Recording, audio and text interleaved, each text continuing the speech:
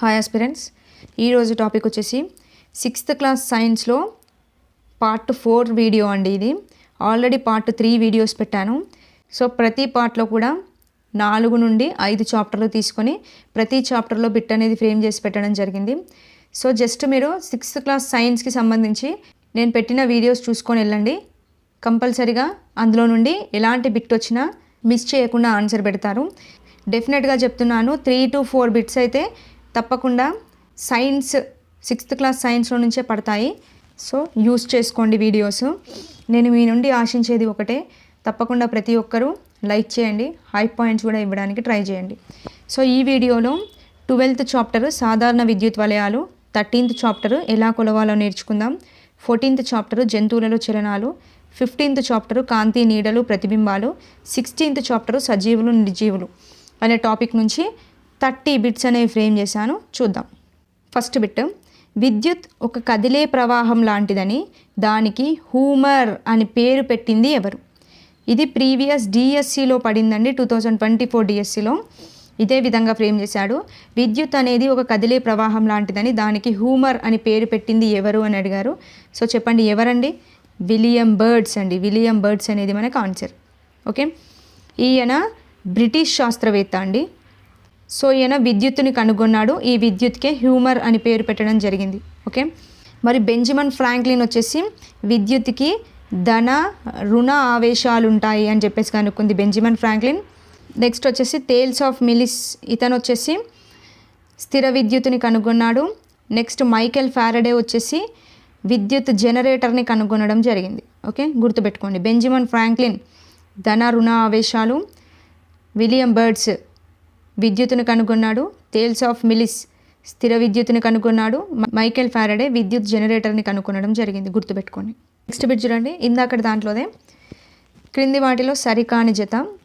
William birds, చెప్పండి. William birds విద్యుత్తునే కనుగొన్నాడు కదా, కరెక్టే. నెక్స్ట్ థేల్స్ ఆఫ్ మిలిస్ ఏం కనుగొన్నాడు? విద్యుత్ జనరేటరా? కాదు కదండి. విద్యుత్ జనరేటర్ని కనుగొన్నది ఎవరు? మైకెల్ ఫారడే కనుగొన్నాడు, అవునా? సో మరి థేల్స్ ఆఫ్ మిలిస్ ఏం కనుగొన్నాడు? స్థిర విద్యుత్తుని కనుగొనడం జరిగింది. ఓకే, నెక్స్ట్ బెంజమిన్ ఫ్రాంక్లిన్ ధన రుణావేశాలు కరెక్టే. విద్యుత్ generator Michael Faraday. Okay, so answer వచ్చేసి బి అనేది రాంగ్. నెక్స్ట్ బిట్ చూడండి, వలయం ద్వారా విద్యుత్ అనేది ఏ విధంగా ప్రవహిస్తుంది? చెప్పండి. విద్యుత్ అనేది వలయం ద్వారా ఎప్పుడు కూడా ధన ధ్రువం నుంచి రుణ ధ్రువం వైపుకే వెళ్తుంది. ఓకే, చూడండి, రుణ ధ్రువం నుండి ధన ధ్రువం కాదు, బల్బు నుండి రుణ ధ్రువం కాదు, ధన ధ్రువం నుండి రుణ ధ్రువం. ఎస్, విద్యుత్ అనేది ఎప్పుడు కూడా ధన ధ్రువం నుండి రుణ ధ్రువం వైపుకి మాత్రమే వెళ్తుంది. ఓకే, సో ఆన్సర్ వచ్చేసి సి. నెక్స్ట్ బిట్, క్రింది వాటిలో సరైనవి. చూడండి, కార్బన్ కడ్డీ అనేది ఘటం యొక్క ముందు భాగంలో ఉంటుంది. చెప్పండి. ఒక సెల్ ఉంటుంది కదా మనకి, ఇలా ఒక సెల్ ఉంటుంది. ఈ సెల్లో మన కార్బన్ కడ్డీ అనేది ఏ విధంగా ఉంటుందండి? మధ్యలో కనబడుతుంది, అవునా? సో మన కార్బన్ కడ్డీ అనేది మధ్యలో ఉంటుంది. ఇక్కడ ముందు భాగంలో ఉన్నారు కదా, తీసేయచ్చు. నెక్స్ట్ చూడండి, ఘటం యొక్క 2 ధ్రువాలను ఒకే తీగతో కలపాలి. కాదండి, ఘటం యొక్క 2 ధ్రువాలను ఎప్పుడు కూడా ఒకే తీగతో కలపరాదు. గుర్తుపెట్టుకోండి, ఒకే తీగతో కలపకూడదు. నెక్స్ట్, మూసి ఉన్న వలయం గుండా విద్యుత్ అనేది ప్రవహిస్తుంది. ఎస్, కరెక్టే కదండి. ఇప్పుడు ఇలా ఒక బల్బ్ ఉంది. ఓకే, ఇలా వైర్స్ ఉన్నాయి. ఓకే, ఇక్కడ మనకి స్విచ్ ఉందనుకోండి. సో దీన్ని స్విచ్కి ఇలా కనెక్ట్ చేసాం. ఇప్పుడు బల్బు వెలుగుతుందా? వెలగదండి. ఎందుకు వెలగదు అంటే ఇక్కడ చూడండి, వైర్ అనేది కట్ అయింది. సో ఇలా కట్ అయినప్పుడు వలయం అనేది తెరుచుకున్నట్టుగా ఉంది. సో ఇలా తెరుచుకున్నట్టుగా ఉంటే బల్బ్ అనేది వెలగదు. సో ఏమడిగాడు? మూసిన వలయం అన్నారు. సో ఈ వైర్ అనేది దీనికి మొత్తం ఇలా కనెక్ట్ అయ్యి ఉంది, జాయింట్ అయ్యి ఉంది అనుకోండి, కంపల్సరీగా విద్యుత్ అనేది ప్రవహించే బల్బు వెలుగుతుంది కదా, వెలుగుతుంది కదా, బల్బ్ అనేది వెలుగుతుంది. అదే చెప్పాడు కదా, మూసి ఉన్న వలయం గుండా మాత్రమే విద్యుత్ ప్రవహిస్తుంది. కరెక్టే కదా, టోటల్గా మూసి ఉన్న దాని గుండానే విద్యుత్ ప్రవహిస్తుంది. సో ఇది కరెక్టే. నెక్స్ట్, ఘటానికి 2 ధ్రువాలు ఉంటాయి. కరెక్టే కదండి. ఘటానికి ధన ధ్రువం ఉంటుంది, రుణ ధ్రువం ఉంటుంది. సో మనకి సిడి అనేది కరెక్ట్. Okay, right. క్రింది వాటిలో సరైన స్టేట్మెంట్. చూడండి, విద్యుత్ పరికరాల్లో విద్యుత్ ప్రవాహాన్ని నియంత్రించేది ధ్రువం అంట. కరెక్టా అండి? కాదండి. విద్యుత్ పరికరాల్లో విద్యుత్ ప్రవాహాన్ని నియంత్రించేది స్విచ్ అండి. ఓకే, స్విచ్చే కదా మనకి విద్యుత్ ప్రవాహాన్ని ఆపేది. సో అదే చెప్పాడు కదా, విద్యుత్ ప్రవాహాన్ని నియంత్రించేది స్విచ్. ఓకే, నెక్స్ట్ బల్బులో వెలిగే భాగాన్ని ఫిలమెంట్ అంటారు. కరెక్టే కదండి, బల్బులో వెలిగే భాగమే ఫిలమెంట్. ఇది ప్రీవియస్ స్టెట్లో కూడా పడింది. ఫిలమెంట్ అనేది బల్బులో వెలిగే భాగం అని చెప్పేసి ఇచ్చాడు. సో మనకి బి అనేది కరెక్ట్. ఓకే, నెక్స్ట్ బిట్, చనిపోయిన కప్పకాళ్లకు 2 లోహపు పలకలను తగిలించినప్పుడు అది ఎగిరి పడడంతో జంతువుల దేహంలో విద్యుత్ ఉంటుందని భావించిన వ్యక్తి ఎవరు? చెప్పండి. ఇలా చనిపోయిన కప్పకాళ్లకు 2 లోహ పలకలని తలిగించేసి అది ఎగిరి పడడంతో జంతువుల దేహంలో కూడా విద్యుత్ ఉంటుందని భావిస్తాడు. దాన్నే జీవ విద్యుత్ అని కూడా చెప్తాడు. సో ఇది చెప్పింది లూగి గాల్వని అండి. ఈయన ఇటలీ దేశానికి చెందిన వ్యక్తి. ఓకే, లూగి గాల్వని చెప్పాడు, గుర్తుపెట్టుకోండి. ఇది ప్రీవియస్ డిఎస్సిలో పడిందండి బిట్. సో అందుకోసమే నేను ఫ్రేమ్ చేశాను. థామస్ అల్వా ఎడిసన్ బల్బును కనుగొనడానికి వాడిన మెటీరియల్లో వరుస క్రమం గుర్తించండి.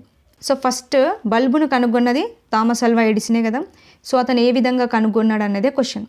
ఫస్ట్ ఏం చేస్తాడు అంటే, ఒకటి సన్న దారాన్ని తీసుకుంటాడు. ఈ సన్నని దారం వంటి ప్లాటినాన్ని ఉపయోగిస్తాడండి.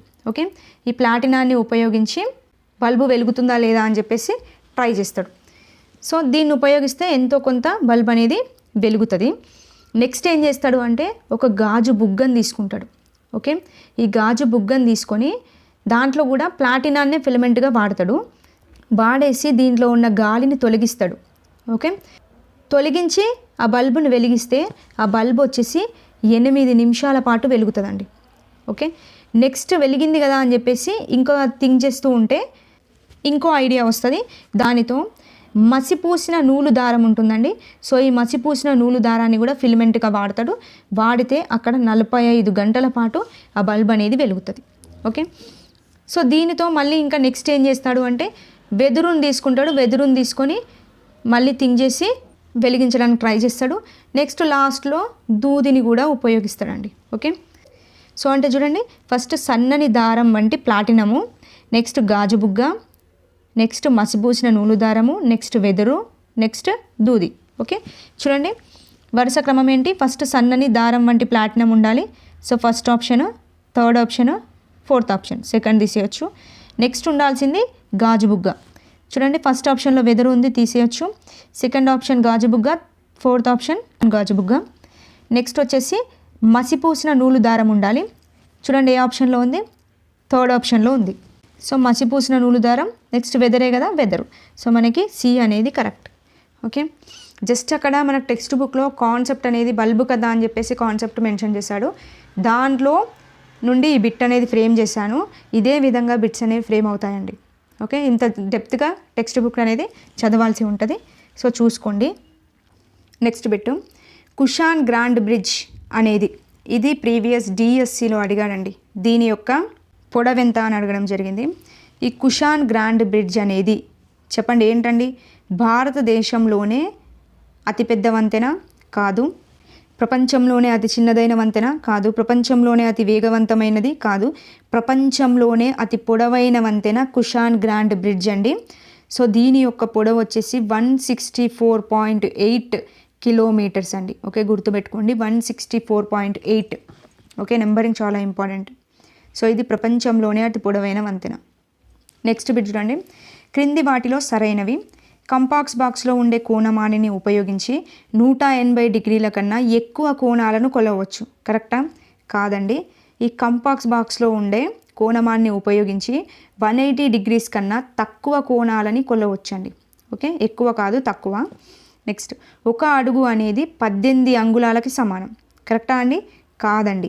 1 అడుగు అనేది 12 అంగుళాలకి సమానం. ఇప్పుడు చూడండి, ఇప్పుడు ఇలా హ్యాండ్ ఉంది కదా, సో ఇది హ్యాండ్ అనుకోండి. ఇప్పుడు అంత పర్ఫెక్ట్గా గీయడానికి రాదు. ఈ హ్యాండ్ నుంచి ఇక్కడి వరకు మనం గజంగా తీసుకుంటాం, అవునా? సో ఈ గజాన్ని ఇలా 3 భాగాలుగా చేస్తారండి. ఓకే, ఇలా 3 భాగాలుగా చేస్తే ఈ ప్రతి ఒక్క భాగాన్ని అడుగు అని చెప్పి పిలుస్తారండి.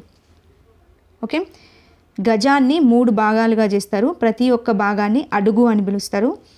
మళ్ళీ ఇక్కడున్న అడుగును తిరిగి 12 సమభాగాలుగా చేస్తారు. ఈ 12 సమభాగాల్లో కూడా ప్రతి భాగాన్ని అంగుళం అని పిలుస్తారు. Okay, clear? సో మనకు గజం ఉంటుంది, ఆ గజాన్ని 3 భాగాలుగా చేస్తారు. ఆ ప్రతి భాగాన్ని కూడా అడుగు అని పిలుస్తారు. ఓకే, ఇక్కడున్న ప్రతి అడుగును 12 సమభాగాలుగా చేస్తారు. ఆ 12 సమభాగాల్లో ప్రతి భాగాన్ని అంగుళం అని చెప్పి పిలుస్తాం. ఓకే, అంటే ఇప్పుడు అడుగు అనేది ఎన్ని అంగుళాలకు సమానం అండి? ఒక అడుగును 12 సమభాగాలుగా విభజించడం, ప్రతి భాగాన్ని అంగుళం అంటాం కదా. సో 12 అంగుళాలకి సమానం, అంతే కదా. సో ఇక్కడ 18 అని ఇచ్చాడు కాబట్టి తీసేయచ్చు. ఓకే, నెక్స్ట్, గుప్తుల పరిపాలనా కాలంలో భూమిని గజ బిగాలలో కొలుస్తారు. కరెక్టేనా అండి? కాదండి, గుప్తుల పరిపాలన కాదు, ఇక్కడ మొఘల్స్ అండి. ఓకే, మొఘల్ యొక్క పరిపాలనా కాలంలో భూమిని గజ మరియు బిగాలలో కొలిచేవారు. ఓకే, నెక్స్ట్, మన దేశం మెట్రిక్ పద్ధతిని ప్రామాణికంగా స్వీకరించింది 1975 అంట. కరెక్టా అండి? కాదండి, 1957 ఏప్రిల్ 1వ తేదీన మన దేశం మెట్రిక్ పద్ధతిని ప్రామాణిక పద్ధతిగా స్వీకరించింది. ఓకే, సో అన్నీ రాంగ్ ఆన్సర్సే. సో నన్ అనేది మనకి ఇక్కడ కరెక్ట్ అవుతుంది. ఓకే, ప్రతి పాయింట్ ఇంపార్టెంటే చూసుకోండి. నెక్స్ట్ బిట్, నాటికల్ మైళ్ళలో 1 నాట్ చెప్పండి. విమానాలు మరియు ఓడల వేగాన్ని దేనిలలో కొలుస్తారండి? నాటికల్ మైల్స్లలో కొలుస్తారు. Okay, 1 not is equal to ఎంత అంటే 1.852 km/h అని పిలుస్తాం. ఓకే, ఇది ప్రీవియస్ డిఎస్సిలో పడింది. 1 నాట్ ఈజ్ ఈక్వల్ టు ఎంత అని అడిగాడు, 1.852 km/h. ఓకే, చూడండి ఎంత, 1.852 km/h అనేది ఆన్సర్. ఓకే, గుర్తుపెట్టుకోండి, చాలా ఇంపార్టెంట్. నెక్స్ట్ బిట్, 1 మైల్ ఎన్ని కిలోమీటర్లకి సమానం? చెప్పండి. 1 మైల్ ఈజ్ ఈక్వల్ టు 1.61 కిలోమీటర్లకి సమానం. ఓకే, సో ఆన్సర్ వచ్చేసి 1.61.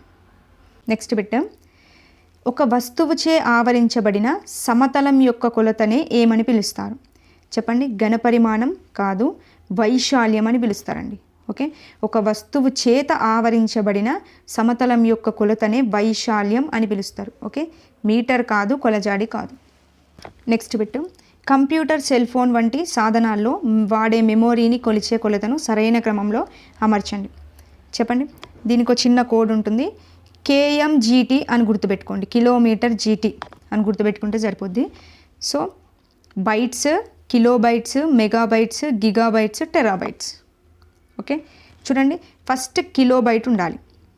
ఎక్కడుంది? ఫస్ట్ ఆప్షన్లో, సెకండ్ ఆప్షన్లో మాత్రమే ఉంది. Okay, kilobyte, M megabyte, G gigabyte, T terabyte. So answer వచ్చేసి B, kilobyte, megabyte, gigabyte, terabyte గుర్తుపెట్టుకోండి. ఓకే, నెక్స్ట్ బిట్, నత్త జంతువులలో నెమ్మదిగా కదిలే జంతువు. ఇది సెకన్కి ఎన్ని మీటర్ల వేగంతో ప్రయాణిస్తుంది? చెప్పండి. 0.0132 to 0.028 ఇది మనకి ఆన్సర్. ఓకే, గుర్తుపెట్టుకోండి, ఇది కూడా నెంబరింగ్. నెక్స్ట్ బిట్, క్రింది వాటిలో సరైనది గుర్తించండి. కండరాలు ఎప్పుడు విడిగా పనిచేస్తాయి? కరెక్టా అండి? కాదండి, కండరాలు ఎప్పుడు కూడా జతగా పనిచేస్తాయి. ఇప్పుడు ఇలా ఉన్న మోచేయిని ఇలా ఒకసారి ఫోల్డ్ చేయండి. ఫోల్డ్ చేసినప్పుడు ఏమవుతుందండి? ఆ కండరం అనేది సంకోచిస్తుంది. సంకోచించినప్పుడు కండరం అనేది ఇలా ఎముక వైపుకి లాగబడుతుంది, అవునా? అప్పుడు జతలో ఉన్న రెండో కండరం అనేది విశ్రాంత స్థితిలో ఉంటుంది. ఓకే, అదే ఎముకకి మళ్ళీ దాన్ని రిలాక్స్ చేయండి, ఇలా రిలాక్స్ చేయండి. రిలాక్స్ చేసినప్పుడు ఏమవుతుంది? కండరం అనేది సంకోచిస్తుంది. అలాంటప్పుడు మొదటి కండరం అనేది విశ్రాంత స్థితిలోకి వెళ్ళిపోతుంది. ఓకే, అంటే కండరాలు ఎప్పుడు కూడా జతగానే పనిచేస్తాయి. ఓకే, నెక్స్ట్, కండరాలకు గుండ్రంగా తెల్లగా ఉండే దారాలు లాంటి తంతువులు ఉంటాయి, వీటినే లిగమెంట్స్ అంటారంట. కరెక్టా? కాదండి, కండరాలకు గుండ్రంగా తెల్లగా ఉండే దారాలు లాంటి తంతువులు ఉంటాయి, వాటినే టెండాన్స్ అని పిలుస్తారు. ఓకే, ఈ టెండాన్ల యొక్క చివరలు అనేవి ఇలా ఎముకకు అతికి ఉంటాయండి. ఓకే, సో ఈ టెండాన్లు మనకి మన శరీరంలో చాలా ప్లేసెస్లో కనిపిస్తాయి. ఇప్పుడు మోచేతి పైన కనిపిస్తుంది, అంతేకాకుండా మోకాలి కింద కనిపిస్తుంది, అంతేకాకుండా మోకాలి కింద చీలమండు ఉంటుంది కదా, అక్కడ కూడా మనకి కనిపించడం జరుగుతుంది. ఓకే, నెక్స్ట్, ప్రపంచంలోనే అతి చిన్న పక్షి ఆస్ట్రిచ్. కరెక్టా? కాదండి, ప్రపంచంలోనే అతి చిన్న పక్షి హమ్మింగ్ బర్డ్. తెలుసు కదా ఇది అందరికీ, హమ్మింగ్ బర్డ్. ఇది వచ్చేసి 5.7 మీటర్ల పొడవు ఉంటుంది. ఓకే, ప్రపంచంలోకెల్లా మగ ఆస్ట్రిచ్ పక్షి బరువైనది. కరెక్టే కదండి. ప్రపంచంలోకెల్లా అతి బరువైన పక్షి మగ ఆస్ట్రిచ్ పక్షి. ఇది 156 కిలోలు ఉంటుందండి. ఓకే, 156 కిలోలు ఉంటుంది, గుర్తుపెట్టుకోండి. ఇక్కడ ప్రతి పాయింట్ ఇంపార్టెంటే చూసుకోండి. నెక్స్ట్ బిట్, 2 ఎముకలను కలపడానికి ప్రత్యేకమైన కండర తంతువులు ఉంటాయి. వాటినే ఏమని పిలుస్తారండి? 2 ఎముకలను కలపడానికి ప్రత్యేకమైన కండర తంతువులని లిగమెంట్స్ అంటారు. అంతే కదా. టెండాన్స్ అయితే కాదు కదా, క్రేనియం కాదు, అస్థిపంజరం కాదు. ఓకే, నెక్స్ట్ బిట్, భుజాస్తులు అనగా చెప్పండి. సో ఇప్పుడు ఇక్కడ భుజం నుండి మన మెడ వరకు 2 ఎముకలు ఉంటాయండి. ఓకే, సో భుజంకి మనకి పైకి కనబడుతుంది కదా ఎముక, ఆ పైకి కనబడే ఎముకని జత్రుక అని పిలుస్తారండి. ఓకే, గుర్తుపెట్టుకోండి, పైకి కనబడే ఎముకని జత్రుక అంటారు. మనకి భుజంకి వెనక వైపు ఉంటుంది కదా, ఆ వెనక వైపు కనబడేది రెక్క ఎముక. ఓకే, భుజం నుండి మెడ వరకు 2 ఎముకలు ఉంటాయి. సో ఇక్కడ పైకి కనబడే ఎముక జత్రుక, వెనుక వైపు ఉండేది రెక్క ఎముక. ఓకే, ఈ రెండింటిని కలిపి భుజాస్తులు అంటారండి. ఓకే, గుర్తుపెట్టుకోండి, భుజాస్తులు అంటారు. అంటే జత్రుక, రెక్క ఎముక. ఎక్కడుంది? జత్రుక, రెక్క ఎముక అనేది ఆన్సర్. ఓకే, చాలా ఇంపార్టెంట్ ఈ పాయింట్, గుర్తుపెట్టుకోండి. నెక్స్ట్, మానవ శరీరంలోనే అతి పొడవైన ఎముక. ఇది ప్రీవియస్ సెట్లో వచ్చింది బిట్. చెప్పండి, మానవ శరీరంలోనే అతి పొడవైన ఎముక ఫీమర్ అనేది మానవ శరీరంలోనే అతి పొడవైన ఎముక. ఇది మనకి తొడ భాగంలో కనబడుతుంది. ఓకే, శైశవ దశలో వెన్నుముకలో వెన్నుపూసల సంఖ్య చెప్పండి. శైశవ దశలో మనకి 33 వెన్నుపూసలు ఉంటాయండి. తరువాత చివరి 9 వెన్నుపూసలు అనేవి కలిసిపోయి ఒకటిలాగా ఏర్పడతాయి. ఓకే, కానీ శైశవ దశలో ఉండేవి మాత్రం 33, గుర్తుపెట్టుకోండి. క్రింది వాటిలో సరైన స్టేట్మెంట్, బంతి గిన్నె కీలు అనేది మెడలో ఉంటుంది. అవునా అండి? కాదండి. చెప్పండి, బంతి గిన్నె కీలు దేంట్లో ఉంటుంది? భుజంలో కనబడుతుంది. అవునా? సో భుజంలో ఉండేది బంతి గిన్నె కీలు. నెక్స్ట్, మడత బందు కీలు అనేది మోకాలు ముంజేతి దగ్గర ఉంటుంది. ఎస్, మోకాలు ముంజేతి దగ్గర ఉండేది మడత బందు కీలే. నెక్స్ట్, మెడలో ఉండేది ఏ కీలు అంటే బొంగరపు కీలు. ఓకే, ఇవి ఇచ్చాడు, గుర్తుపెట్టుకోండి. నెక్స్ట్ బిట్, క్రింది వాటిలో సరి కానిది గుర్తించాలి. ఆరోగ్యవంతుడైన మానవుని గుండె జీవితకాలంలో 2.8 బిలియన్ల సార్లు కొట్టుకుంటుంది. కరెక్టా అండి? కాదండి. ఆరోగ్యవంతుడైన మానవుని గుండె జీవితకాలంలో 2.5 బిలియన్ల సార్లు కొట్టుకుంటుంది. ఓకే, నెక్స్ట్, మానవుని గుండె నిమిషానికి 5 నుండి 30 లీటర్ల రక్తాన్ని పంపు చేస్తుంది. ఎస్, ఇది కరెక్టే అండి. 5 నుండి 30 లీటర్ల రక్తాన్ని నిమిషానికి పంపు చేస్తుంది గుండె, గుర్తుపెట్టుకోండి. నెక్స్ట్, మానవ శరీరంలో నీటిపై తేలగల అవయవం కాలేయం. కరెక్టా? కాదండి. మానవ శరీరంలో నీటిపై తేలగల అవయవం ఊపిరితిత్తులండి. ఓకే, ఊపిరితిత్తులు అనేవి నీటిపై తేలుతాయి. ఇది చెప్పింది ఎవరు అంటే అమెరికాలోని మిన్నెసోటా. ఓకే, ఈ అమెరికాలోని మిన్నెసోటా అనే సైన్స్ మ్యూజియం ఈ మానవ శరీరంలో నీటిపై తేలగల అవయవం ఊపిరితిత్తులని చెప్పింది. ఓకే, మనిషి మెడలో 7 ఎముకలు ఉంటాయి. ఎస్, కరెక్టే అండి. అదేవిధంగా జిరాఫీకి కూడా మెడలో 7 ఎముకలు ఉంటాయండి, గుర్తుపెట్టుకోండి. సో సరి కానిది కాబట్టి ఏసీ అనేది సరికాదు, 4th ఆప్షన్ అనేది కరెక్ట్. ఓకే, నెక్స్ట్, మొక్కలకు కూడా ప్రాణం ఉంటుందని అది కూడా ప్రతిస్పందిస్తాయని చెప్పేసి నిరూపించిన శాస్త్రవేత్త ఎవరు? చెప్పండి. మొక్కలకు కూడా ప్రాణం ఉంటుంది, అవి కూడా ప్రతిస్పందిస్తాయి అని చెప్పింది జగదీష్ చంద్రబోస్ అండి. ఓకే, చాలా ఇంపార్టెంట్, ఇది గుర్తుపెట్టుకోండి. నెక్స్ట్, మనం పుట్టినప్పటి నుంచి జీవితాంతం వరకు జీవించి ఉండే కణాలు ఏవి? చెప్పండి. కాలేయ కణాలు కాదు, గుండె కణాలు కాదు, మెదడు కణాలండి. ఓకే, మనిషి పుట్టినప్పటి నుంచి జీవితాంతం వరకు జీవించి ఉండే కణాలు ఒక మెదడు కణాలు మాత్రమే, గుర్తుపెట్టుకోండి. నెక్స్ట్ బిట్, క్రింది వాటిలో సరి కానిది గుర్తించండి. రైట్, కోడిగుడ్డు తెల్ల సొనలో ఆల్బుమిన్ అనే ప్రోటీన్ ఉంటుంది. ఎస్, కోడిగుడ్డు తెల్ల సొనలో ఉండేది ఆల్బుమిన్ అనే ప్రోటీన్. ఇది ప్రీవియస్ సెట్లో అడిగాడు, గుర్తుపెట్టుకోండి. నెక్స్ట్, వానపాము కాంతికి ప్రతిస్పందిస్తుంది. ఎస్, కరెక్టే కదండి. వానపాము పైన కాంతి పడితే అది వెంటనే భూమి లోపలికి వెళ్ళిపోతుంది. సో కాంతికి ప్రతిస్పందిస్తుంది కదా. ఎస్, కరెక్టే అవుతుంది. నెక్స్ట్, మైక్రోస్కోప్ను కనుక్కున్నది ఆంటోనీ వాన్ లీవెన్హుక్. కరెక్టా అండి? కాదండి. ఆంటోనీ వాన్ లీవెన్హుక్ ఏం కనుక్కున్నాడండి? సూక్ష్మదర్శిని కనుగొన్నాడు. అవునా? మరి మైక్రోస్కోప్ని ఎవరు కనుగొన్నారు? మైక్రోస్కోప్ని కనుగొన్నది డచ్ దేశానికి చెందిన జకారస్ జాన్సన్ అండి. ఓకే, జకారస్ జాన్సన్, అతని తండ్రి హేన్స్. ఓకే, జకారస్ జాన్సన్ మరియు అతని తండ్రి హేన్స్ వీరిద్దరూ కలిసి మైక్రోస్కోప్ని కనుగొనడం జరిగింది. ఓకే, నెక్స్ట్ మురుకు నీటిని శుభ్రం చేసే కేంద్రాల్లో శైవలాలను ఉపయోగిస్తారు. ఎస్, ఇది కరెక్ట్. ఓకే, సరికానిది వచ్చేసి సి. నెక్స్ట్ బిట్, సూర్యకాంతి భూమిని చేరడానికి పట్టే సమయం. కాంతి భూమిని చేరడానికి 8 నిమిషాల 17 సెకండ్లు పడుతుందండి. ఓకే, ఇది ప్రీవియస్ టెట్లో అడిగాడు. 8 నిమిషాల 17 సెకండ్లు గుర్తుపెట్టుకోండి. నీడలు ఏర్పడాలంటే ఎలాంటి పదార్థాలు అవసరం చెప్పండి. ఇప్పుడు నీడ ఏర్పడాలంటే కంపల్సరిగా కాంతి అనేది అవసరం అండి, అంతే కదా. సో కాంతి ఉంటేనే ఒక వస్తువు యొక్క నీడ అనేది ఏర్పడుతుంది. ఇప్పుడు చూడండి, పారదర్శక పదార్థాలు అన్నాడు. పారదర్శక పదార్థాలకు ఎగ్జాంపుల్గా గాజును తీసుకున్నాం. సో గాజును ఇలా పెట్టినప్పుడు దీనిపైన సూర్యకాంతి పడుతుంది కదా, పడ్డప్పుడు ఈ సూర్యకాంతి అనేది దీని గుండా ప్రవహిస్తూ వెళ్ళిపోతుంది. సో దీనివల్ల వస్తువు యొక్క నీడ అనేది ఏర్పడుతుందా? ఏర్పడదు కదండి. ఆ వస్తువులో ఉన్న మొత్తం మనకు కనిపిస్తాయి, కానీ ఆ వస్తువు యొక్క నీడ అనేది ఏర్పడదు. ఓకే, అంటే పారదర్శక పదార్థాలు అనేవి వస్తువు యొక్క నీడలని ఏర్పరచవు, గుర్తుపెట్టుకోండి. నెక్స్ట్, అపారదర్శక పదార్థాలు. ఎగ్జాంపుల్గా ఒక అట్ట ముక్కను తీసుకోండి, లేదా ఒక చెక్కను తీసుకోండి. ఓకే, ఇలా ఒక చెక్కను పెట్టావు, ఇది మొత్తం ఒక చెక్క. ఓకే, దీనికి ఇట్లా సూర్యకాంతి పడింది.